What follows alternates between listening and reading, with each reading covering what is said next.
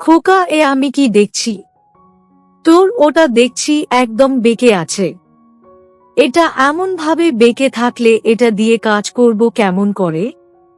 আমার কথাটা শুনে আমার ছেলে আদি মুচকি হেসে ফেলে বলল, মা, এটা দেখতে হয়তো বাঁকা হয়েছে, তবে অন্য সকলগুলোর থেকে একটা দিয়ে বেশি কাজ করা যাবে। আমার ছেলে আদির কথাটা শুনে আমি একটু অবাক হয়ে বললাম, সে কি কথা খোকা? আমি তো এতদিন ধরে জানতাম বাঁকা জিনিস দিয়ে ঠিকভাবে কাজ করা যায়, আর আজ তুই বলছিস যে এই বাঁকা জিনিস দিয়ে ভালো কাজ করা যাবে। আমার কথাটা শেষ হতেই আমার ছেলে আদি আমাকে কিছুটা অবাক করে দিয়ে বলল, আচ্ছা মা, আপনার বিশ্বাস হচ্ছে না তো? তবে দেখুন এটা দিয়ে আমি কেমন করে কাজ করি। এই বলে আমার ছেলে আদি আমার হ্যালো আমার কলিজার বন্ধুরা, কেমন আছো সবাই? প্রতিদিনের মতো আজ আমি তোমাদের মাঝে নতুন একটি ভিডিও নিয়ে হাজির হয়েছি। আজ আমি তোমাদের বলবো আমার নিজের আপন ছেলের সাথে আমার জীবনের আরও একটি অসাধারণ সত্যি গল্প। আমি জানি এমন গল্প হয়তো তোমরা এর আগে কখনো শোনোনি। আমি শতভাগ সিওর হয়ে বলতে পারি আজকের ভিডিওটা দেখার পর তোমাদের জল আসবে। তাই তোমাদের অনুরোধ করছি সম্পূর্ণ ভিডিওটি দেখার। তো বেশি কথা না বলে চলো গল্প ফিরে যাই। আমি রিয়া রানী। আমার বয়স ৩৮। আমি একজন বিবাহিত নারী। আমার স্বামীর নাম মানিক রায়। আমার স্বামী মানিক রায় পেশায় একজন চাকুরিজীবী।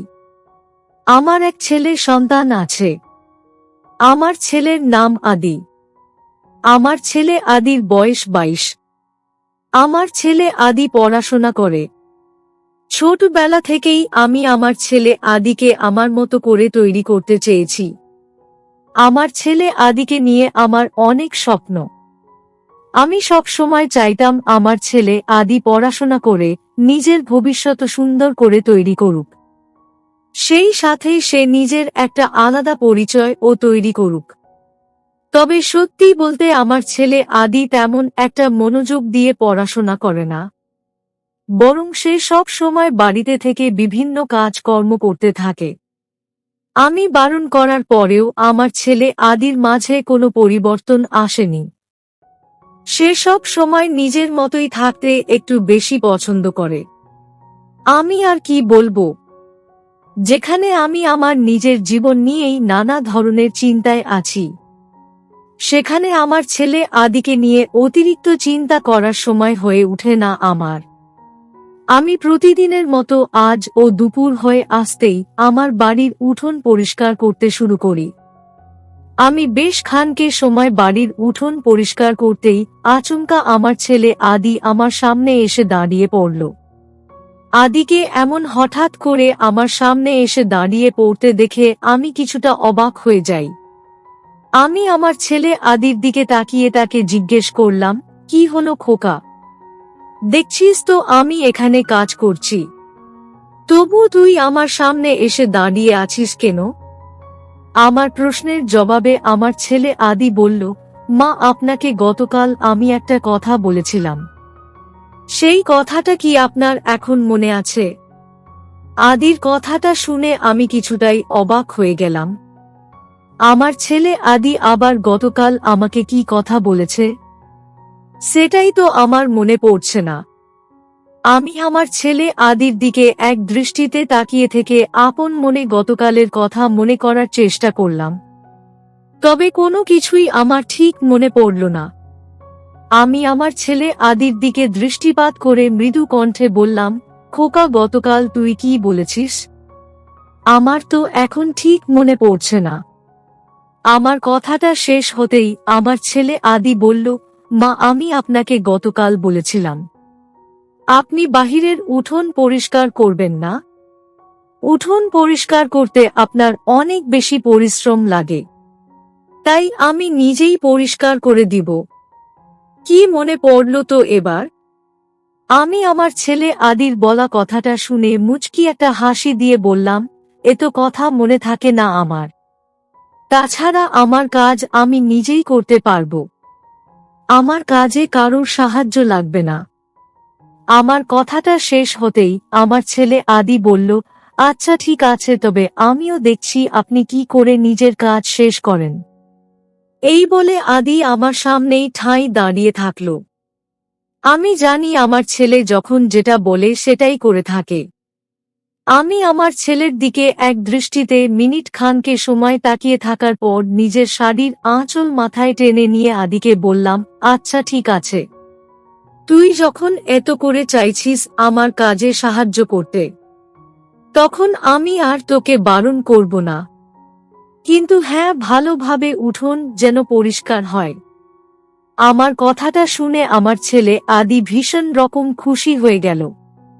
আমার ছেলে আদি খুশি হয়ে গিয়ে আমাকে বলল, আপনি কোনো চিন্তা করবেন না মা, আমি ভালোভাবেই উঠোন পরিষ্কার করে দিব। এই বলে আদি উঠোন পরিষ্কার করতে শুরু করে দিল। আমি আমার ছেলে আদিকে উঠোন পরিষ্কার করতে দেখে সোজা নিজের ঘরে ফিরে আসলাম। আমি আমার ঘরে ফিরে এসে সোফায় বসে একটু বিশ্রাম নিতে শুরু করি। আজ আমার মনটা তেমন একটা ভালো নেই। এই বাড়িতে আসার পর থেকে আজ অবধি আমি কখনোই মনের মাঝে প্রশান্তি খুঁজে পাইনি। আমি অনেক চেষ্টা করেছি নিজের মাথা থেকে এসব ভাবনাকে ঝেড়ে ফেলতে, তবে সত্যি তো এটাই, আমি কোনোভাবেই নিজের মন থেকে এসব চিন্তা ভাবনা ঝেড়ে ফেলতে পারিনি। আমার ছেলে আদিকে নিয়ে বরাবর আমার অনেক চিন্তা হয়।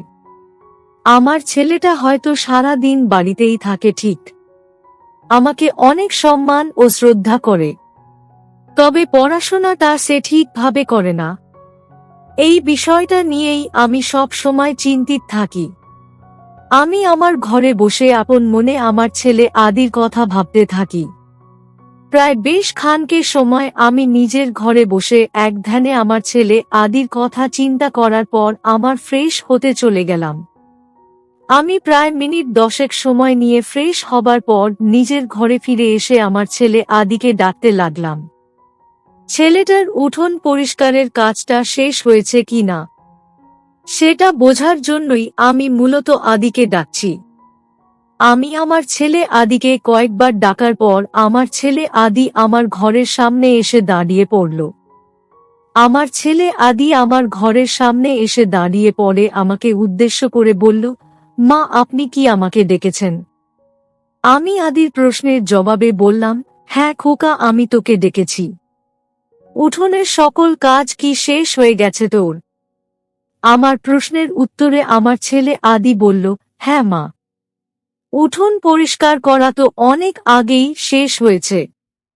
কিন্তু কেন মা, আরও কি কোনো কাজ বাকি আছে? আমি আমার ছেলে আদির প্রশ্নটা শুনে মুচকি একটা হাসি দিয়ে বললাম, আরে না খোকা, আর কোনো কাজ বাকি নেই। তুই অনেক কাজ করেছিস, এখন নিজের গিয়ে ফ্রেশ হয়ে খাবার টেবিলে আয়, আমি খাবার বেড়ে দিচ্ছি। আমার কথাটা শেষ হতেই আদি নিজের মাথাটা হ্যাঁ সূচক নেড়ে আপন মনে কিছু একটা ভাবতে লাগল। আমি আমার ছেলে আদিকে এমন মাঠে আপন মনে কিছু একটা চিন্তা করতে দেখে খানকে অবাক হয়ে গেলাম। আমি আমার ছেলে আদিকে উদ্দেশ্য করে জিজ্ঞেস করলাম, খোকা তুই এমন ভাবে দাঁড়িয়ে আছিস কেন? আর আপন মনেই বা কি চিন্তা করছিস? আমাকে কিছু বলার থাকলে বলতে পারিস। আমার কথাটা শেষ হতেই আমি আপন মনে কিছু একটা ভেবে বলল, না মা, তেমন কিছু না, আমি এখন আসছি। এই বলে আদি আমার ঘর থেকে বেরিয়ে সোজা নিজের ঘরের দিকে চলে গেল। আজকাল আমার ছেলে আদির মাঝে বেশ অনেকটাই পরিবর্তন আমি খেয়াল করতে পারছি। আগে আমার ছেলে আদি সব সময় নিজের মতো হাসি খুশি থাকত, তবে ইদানিং আমি আমার ছেলের চোখে মুখে একটা অদ্ভুত রকম চিন্তার ছাপ দেখতে পাচ্ছি। আদির সাথে আমি কখনোই তেমন একটা বেশি কথা বলতাম না, তবে কি এই কারণেই আমি আমার ছেলে আদির মাঝে আসা এমন পরিবর্তনের কারণটা বুঝতে পারছি না। আপন মনে কথাটা ভাবলাম আমি। আমার ছেলে আদি আমার ঘর থেকে চলে যাওয়ার পর আমি একটা দীর্ঘশ্বাস ফেলে নিজের মনকে শান্ত করার চেষ্টা করলাম। আমি আমার ঘরে বসে বেশ কিছু সময় সিরিয়াল দেখে নিলাম। সিরিয়াল দেখতে আমার ভীষণ ভালোই লাগে। আমি বলতে গেলে সব সময় সিরিয়াল দেখি। সিরিয়াল দেখার সময় আমার মাথায় অন্য কোনো ধরনের চিন্তা আসে না, আর মনটাও কেমন যেন শান্ত হয়ে যায়। আমি বেশ কিছু সময় ধরে আমার সিরিয়াল দেখার পর খাবার খেতে চলে গেলাম। নির্দিষ্ট সময় দুপুরের খাবার খাওয়া শেষে আমি নিজের ঘরে ফিরে এসে কিছু সময় বিশ্রাম নিয়ে নিলাম। বিকেলে হয়ে যেতেই আমি আর নিজের ঘরে বসে থাকলাম না। বাহিরে আমার কিছু কাজ আছে, তাই আমি বিকেলের দিকে নিজের ঘর থেকে বেরিয়ে বাহিরে আসতেই দেখাতে পেলাম বাড়ির বাহিরে কেউ নেই। তার মানে আমাকে একাই সকল কাজ করতে হবে। যদিও আমি আমার ছেলে আদিকে কয়েকবার ডেকেছিলাম, যাতে করে আদি এসে আমাকে আমার কাজে সাহায্য করতে, তবে আদির কোনো সাড়া শব্দ পেলাম না। আমি আমার ছেলে আদির কোনো সাড়া শব্দ না পেয়ে নিজের মতো একাই সকল কাজ করা শুরু করলাম। আমি আমার মতো বসে বেশ কিছু সময় কাজ করতেই কেন যেন আমার আর ভালো লাগছিল না কাজ করতে। তাই আমি আমার সকল কাজ কর্ম গুছিয়ে রেখে বসা থেকে উঠে পড়লাম। আমার বসা থেকে উঠে পড়ে আমার ছেলে আদির ঘরের দিকে চলে আসি। আমার ছেলে আদি সব সময় তো সময় নিজের ঘরেই বসে থাকে। আজ হঠাৎ ছেলেটা কোথায় চলে গেল সেটা দেয়ার জন্যেই আমি আমার ছেলের ঘরের সামনে চলে আসি। আমি আমার ছেলে আদির ঘরের দরজার সামনে এসে দাঁড়াতেই কিছুটা অবাক হয়ে গেলাম। আমি আমার ছেলে আদির ঘরের সামনে এসে দাঁড়াতেই দেখতে পেলাম আদির ঘরের দরজাটা খোলাই আছে। তার মানে আদি তার ঘরেই আছে। কিন্তু আমার ডাক শুনেও সে সাড়া দিল না কেন? বিষয়টা আমার ঠিক বোধগম্য হল না। আমি আপন মনে কিছু একটা চিন্তা করে আমার ছেলে আদির ঘরে প্রবেশ করতেই হঠাৎ করে আমি দেখতে পেলাম আমার ছেলে আদি তার বাথরুম থেকে বেরিয়ে আসছে। আদিকে বাথরুম থেকে বেরিয়ে আসতে দেখে আমি ঠাঁই থমকে দাঁড়িয়ে পড়লাম। ওইদিকে আমার ছেলে আদি আমাকে তার ঘরে দেখে একটু অবাক হয়ে আমাকে উদ্দেশ্য করে বলল, মা, আপনি আমার ঘরে হঠাৎ? আমাকে ডাকলেই তো আমি চলে আসতাম। আমার ছেলে আদির কথাটা শুনে আমি নিজেকে খানকে সামলে নিয়ে বললাম, আমি তো তোকে সেই তখন থেকে ডেকে যাচ্ছি, তোর তো কোনো খোঁজ পাওয়া যাচ্ছিল না, তাই ভাবলাম নিজে গিয়ে একটু দেখি, তাই চলে আসলাম। এতক্ষণ তুই কি বাথরুমে ছিলি খোকা? আমার প্রশ্নের জবাবে আদি বলল, হ্যাঁ মা, বাথরুমেই ছিলাম। ছাড়ুন এখন এসব কথা, আপনি আমাকে কেন ডেকেছেন সেটা বলুন। আদির কথাটা শেষ হতেই আমি মুচকি একটা হাসি দিয়ে বললাম, আসলে খোকা, কিছু গাছের চারা রোপণ করব ভাবছিলাম, একা পারছিলাম না, তাই তোকে ডেকেছি খোকা। আমার কথাটা শুনে আদি আমার দিকে তাকিয়ে শব্দ করে হেসে ফেলল। আদির মুখে এমন হাসি দেখে আমি একটু অবাক হয়ে গেলাম। আমার ছেলে আদি হেসে ফেলে আমাকে বলল, মা, এই সামান্য কাজের জন্য আপনি আমাকে ডেকেছেন? চলুন দেখি কি এমন কঠিন কাজ, আমি নিজেই সকল কাজ শেষ করে ফেলব। আমার ছেলে আদি নিজের কথাটা শেষ করে আমার সাথেই তার ঘর থেকে বেরিয়ে আসলো। আমার ছেলে আদি আমার সাথেই তার ঘর থেকে বেরিয়ে আসতেই আমি আদিকে সকল চারা গাছগুলো দেখিয়ে দিলাম। আমি আমার ছেলেকে সকল কাজ বুঝিয়ে দিতেই আচমকা আমার ছেলে আদি একটা বাঁকা জিনিস বের করে আমার সামনে রাখল। আমি আমার ছেলের হাতে এই বাঁকা জিনিসটা দেখে কিছুটা অবাক হয়ে যাই, কারণ এই বাঁকা জিনিসটা দিয়ে আমার ছেলে আদি কেমন করে কাজ করবে এটাই আমি ঠিক বুঝতে পারছি না।